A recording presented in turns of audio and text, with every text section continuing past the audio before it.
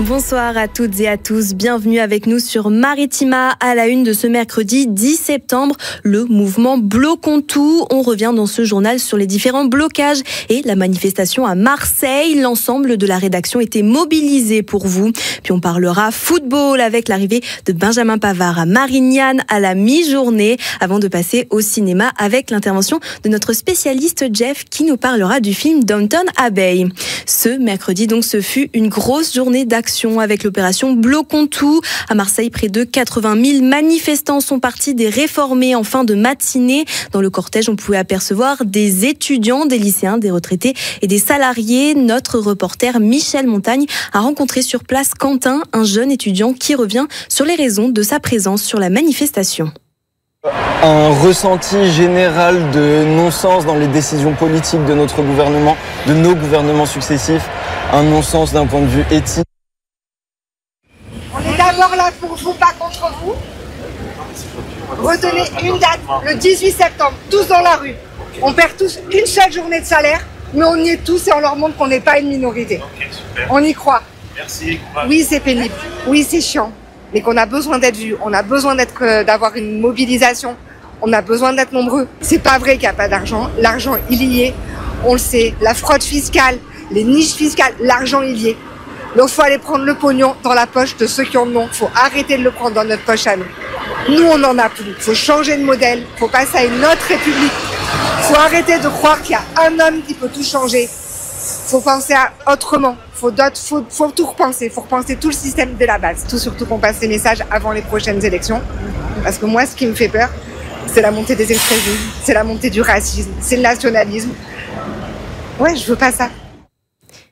À Aix, près de 800 militants s'étaient aussi rassemblés ce midi place de la Rotonde selon la préfecture de police. Ils étaient, vous venez de le voir aussi, du côté d'Aix où le rond-point de l'Arc était investi par les militants. Et puis un dispositif d'ordre public était déployé aujourd'hui. Le dernier bilan de la préfecture fait état de 10 interpellations sur le département, dont 7 à Marseille. Les organisations syndicales appellent, comme vous venez de l'entendre, à une nouvelle journée de mobilisation nationale le 18 septembre. Du côté de Martigues, on était loin d'un blocage total ce matin. La trentaine de manifestants a plutôt organisé une opération de filtrage postée non loin du centre commercial Auchan. Ils sont aussi allés à la rencontre des automobilistes pour les appeler à se mobiliser. Reportage de Norène Werfeli. Aujourd'hui, vous pouvez nous soutenir en faisant la grève du zèle au travail, en évitant d'utiliser la carte bleue et en évitant de consommer. Et ça nous soutiendra. Des consignes et des tracts sont donc distribués à tous les automobilistes présents sur cet axe ce matin et le message est plutôt bien accueilli. Je le comprends. À un moment donné, il y en a marre. Moi, personnellement, j'ai une entreprise. À un moment donné, il faut arrêter. 75% de ce qu'on gagne, c'est pas pour nous. Donc, à un moment donné, c'est trop. On en a marre de Macron, il nous a tués, on n'en peut plus. Et là maintenant il va nous faire la guerre, il va rester encore au pouvoir et après ça nous parle de démocratie. Je sais qu'il faut faire quelque chose, ça ne peut pas continuer comme ça, c'est vrai, ça c'est vrai. Même si l'ambiance est bon enfant et respectueuse des usagers de la route, les manifestants sont déterminés à faire vivre ce mouvement. On est motivés et déterminés depuis ce matin, donc on est là depuis 6 heures et partout dans le département, il y a des points de blocage, des points de filtrage avec des automobilistes, des citoyens qui sont très réceptifs à nos revendications. Donc je pense que le mouvement va prendre l'ampleur dans les jours à venir.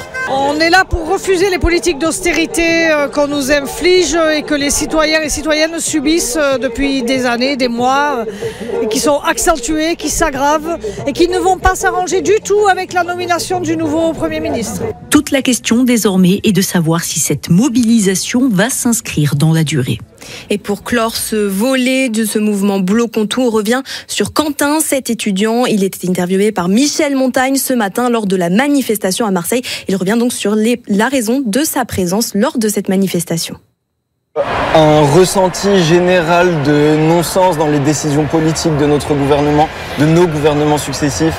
Un non-sens d'un point de vue éthique, économique, social. Je crois parler pour beaucoup de gens de mon âge quand je dis que je suis terrifié du futur de notre planète, des ressources qui nous restent. Et encore une fois, tout ça pour des raisons économiques, les lobbies industriels qui ont du pouvoir en politique. Je compte pas rester dans ce pays-là, en fait, ça me convient pas. pour l'instant. Mais j'aimerais que les gens qui n'ont pas le pouvoir, l'argent, la force de partir puissent rester ici et juste vivre dans un monde équitable au moins. Et voilà. C'est en pleine rentrée sociale que la France accueille un nouveau Premier ministre. Le chef de l'État, Emmanuel Macron, a nommé le successeur de François Bayrou. Sébastien Lecornu, ministre des Armées, est donc devenu Premier ministre ce mercredi. Lors de la cérémonie de passation de pouvoir à Matignon, il a promis des ruptures sur le fond et pas que sur la forme. Il a également assuré qu'il n'y avait pas de chemin impossible pour sortir de la crise politique. Retour à Martigues, où certains automobilistes ont pu apercevoir ce midi un camion couché sur la route de Caronte. Le véhicule qui roulait à vive allure s'est renversé, blessant légèrement son conducteur âgé de 24 ans. Heureusement, il n'y a eu aucune collision lors de l'accident. La circulation était fermée en début d'après-midi pour permettre d'évacuer le camion. On passe au sport. Ça y est, le joueur tant attendu Benjamin Pavard est arrivé à Marseille. Le champion du monde et défenseur des Bleus s'est dit très fier de rejoindre l'OM. Il a été accueilli à l'aéroport de Marignane par de nombreux supporters. Alexandre Mercier était sur place.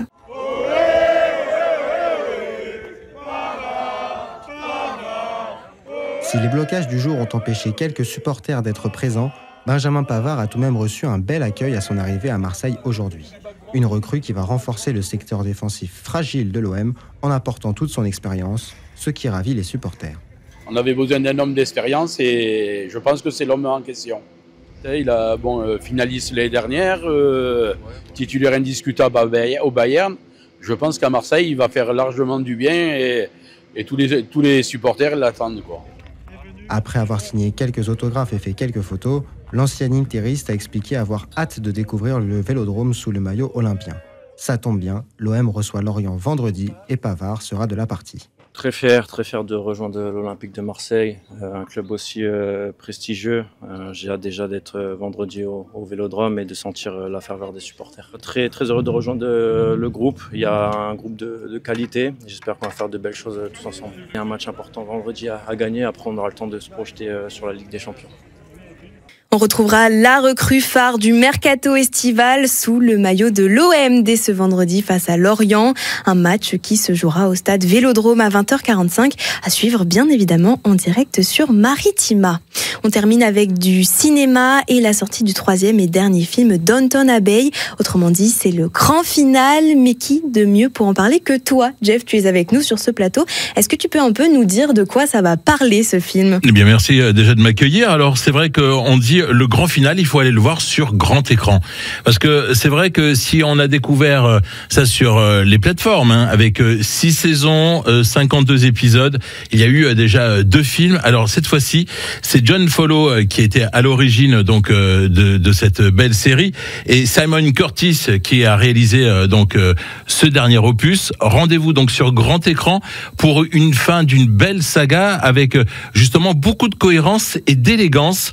C'est vrai que c'est so British, mais c'est un film, comme je le disais auparavant, parce que il y a une belle épopée entre 1912, le début de cette histoire, jusqu'en 1930 avec justement les différences entre le divorce, entre les problèmes économiques, et c'est fait avec beaucoup de finesse, une très très belle image, et en plus, alors je sais pas est-ce que tu as déjà suivi cette série ? J'ai pas forcément suivi, mais en tout cas, déjà de ce que tu m'en as dit, ça me donne envie d'aller regarder. Alors il y a beaucoup de références, avec notamment un moment donné où on voit qu'ils sont en train de manger à table, forcément, avec de la bougie. Et la lumière fait penser à un clin d'œil comme Stanley Kubrick avec son film Barry Lyndon. Donc il y a beaucoup de références dans ce film. Et surtout, comme je le disais, c'est une fin qui se termine très très bien avec un hommage à Maggie Smith. Alors bien sûr, vous allez retrouver vos héros préférés avec Michelle Dunky, qui est excellente, et puis Hugues Bonneville, qui mène bien sûr très très bien les débats. Un film à aller voir, même ce week-end, ça sera très bien. Tu penses que c'est un final qui peut plaire au public ? C'est vraiment un film qui va se terminer, qui va terminer vraiment la série correctement ? La boucle est bouclée, comme je le disais, et même en faisant les interviews, on va bientôt retrouver les réactions sur notre site maritima.fr.